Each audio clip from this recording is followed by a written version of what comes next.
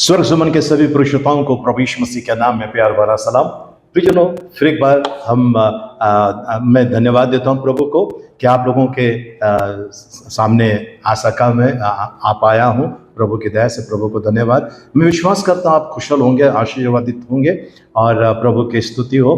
प्रियजनों, आज हम लालच के ऊपर, लोभ लालच के ऊपर हम बात करने वाले हैं, हम मनन करने वाले हैं परमेश्वर के वचन में। प्रियजनों, हमारे पास कई प्रकार के पाप है ना, पर एक प्रकार का ये जो पाप है लालच, ये हमें नरक में लेके जाने वाला है। लालच, किसी भी प्रकार का लालच क्यों ना हो, ये हमको नरक में लेके जाने वाला है। इसके लिए प्रियजनों, सावधान सावधान सावधान। इस जगत से कोई भी लालच कर कर कुछ किसी को लूट कर छीन कर हासिल करने के बाद भी उस जगत से लेकर नहीं जा सका।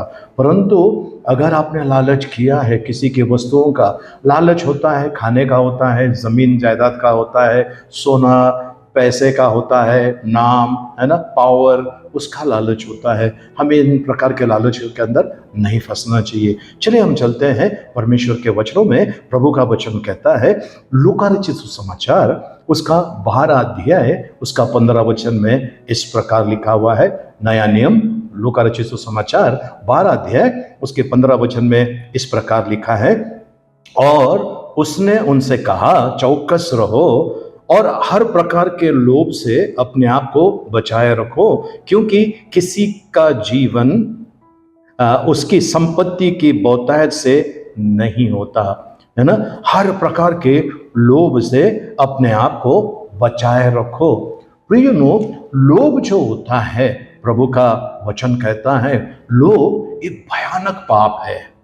किस प्रकार का पाप है? जैसा मूर्ति पूजा करते हम, कैसा पाप होता है, बिल्कुल वैसा पाप प्रभु का वचन में 2 जगह पे लिखा है। एक नहीं, 2 जगह पर लिखा हुआ है। पहला लिखा है कलोसियों की पत्री उसका 3 अध्याय उसके 5 वचन में इस प्रकार लिखा है, इसलिए अपने उन अंगों को मार डालो जो पृथ्वी पर है, अर्थात व्यभिचार, अशुद्धता, दुष्कामना, बुरी लालसा और लोभ, जो मूर्ति पूजा के बराबर है। वैसे ही एफिसियों की पत्री उसका 5 अध्याय उसके 5 वचन में लिखा हुआ है, क्योंकि तुम ये जानते हो कि किसी व्यभिचारी या अशुद्ध जन या लोभी मनुष्य की जो मूर्ति पूजने वाले के बराबर है ना। जो लोभी है वो मूर्तियों को पूजने वाले के बराबर है। और प्रभु का वचन कहता है, प्रियजनों, ऐसे लोग स्वर्ग के राज्य में नहीं जाएंगे। आपको पता है, आज जितने भी अदालतें हैं हमारे भारत देश के अंदर, इन अदालतों के अंदर सबसे ज्यादा केस अगर आपको मिलेंगे तो वो केस आपको लालच का केस मिलेंगे। जमीन जायदाद के ऊपर किसी ने अपनी जमीन किसी और को बेच भी दिया है, उसके बाद भी अगर वो पूरा पेपर नहीं दिया है, और पैसे दो तो मैं साइन करूंगा, है ना। लोग कितना प्रकार का लालच करते हैं, कितने प्रकार का जो ब्याज पे पैसा देते हैं, है ना, वो लूटते हैं लोगों को। उनको लगता है कि ये तो मेरा बिजनेस है, मेरा बिजनेस है। वकील लोग वो कहते हैं कि जैसा डॉक्टर एक पेशेंट को बचाता है, वैसे हमारे पास जो आते हैं केस लेकर, हमारा कर्तव्य उनको बचाना, पर पैसे के दम पर। प्रियजनों, जब हम लालच रखते हैं, लालच एक प्रकार का अन्याय है।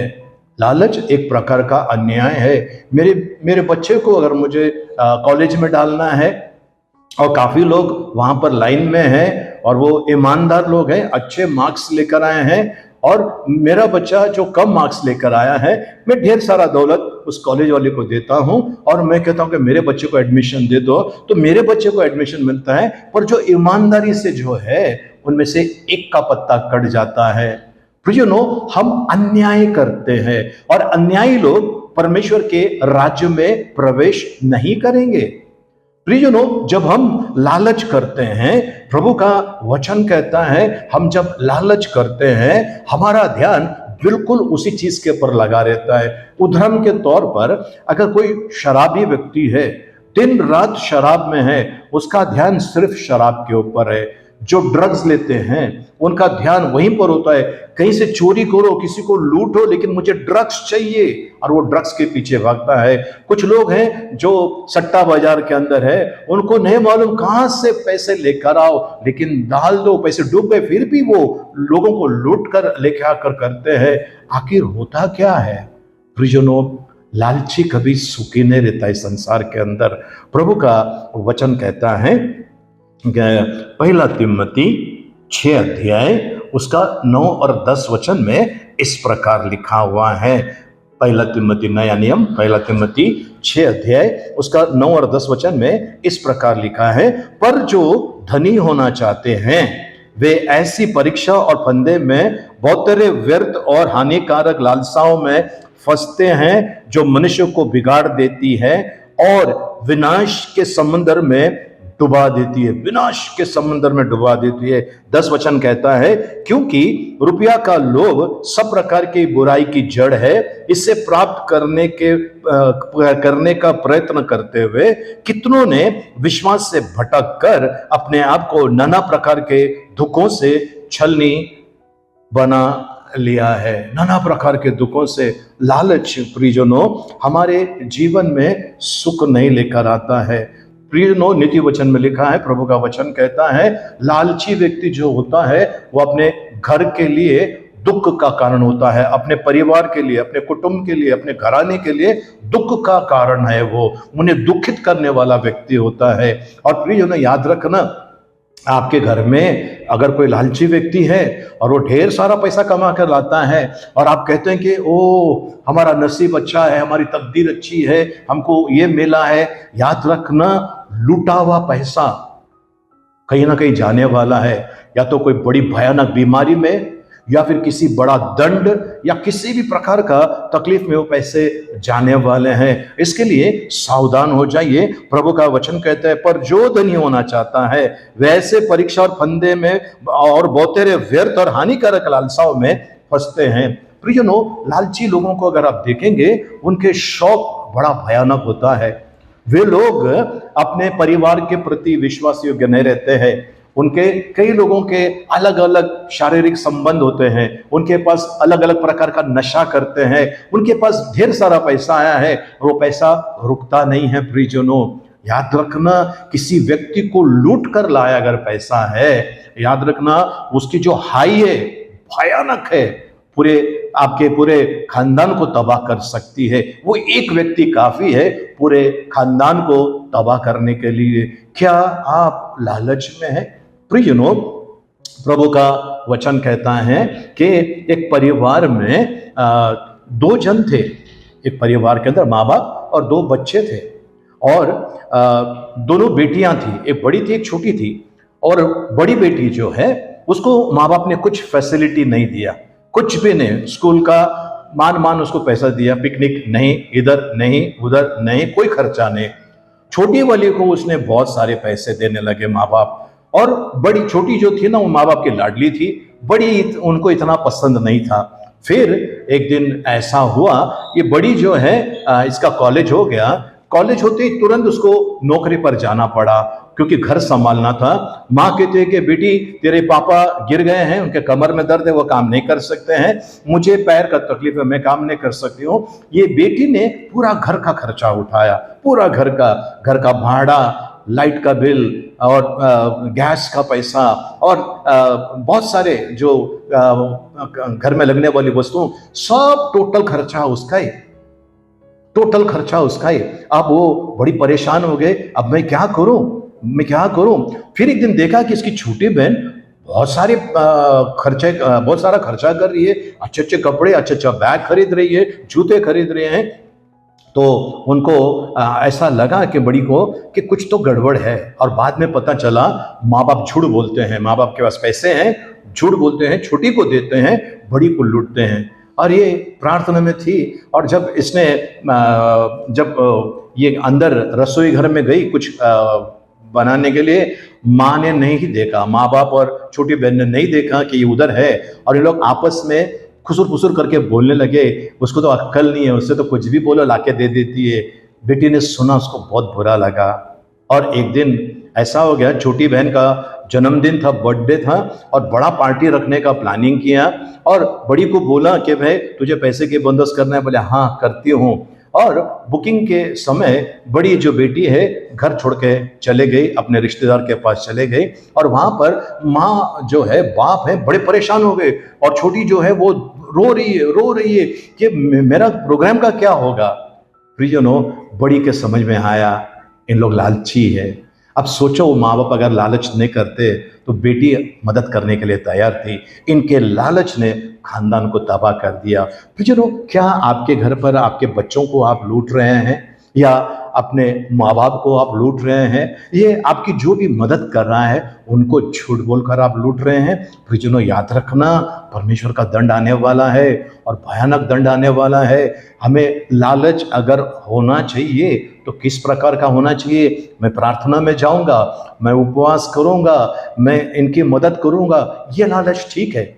यीशु मसीह के सामने भी लालच आया था। लूका रचित सुसमाचार 4 अध्याय में लिखा हुआ है ना, वो 6 और 7 वचन में लिखा हुआ है, 5, 6, 7 में पढ़ेंगे। शैतान कहता कि ये सब कुछ मेरा, मैं तुम्हें दे रहा हूं। यीशु मसीह को तकलीफ उठाने की जरूरत नहीं थी, फिर भी यीशु मसीह ने उस लालच को ठोकर मारा। अनानिया और सफेरा, ये जो 2 जन थे पति पत्नी, इन लोगों ने झूठ बोलकर थोड़ा पैसा अपने पास रखकर लालच में, और थोड़ा पैसा प्रेतों के पास दिया। और पति ने जब प्रेतों के सामने जब आए तो उन्होंने कहा इतने में बेचा तुमने? बोला हाँ। तुमने क्यों झूठ बोला? ये धड़ करके गिर गया, मर गया।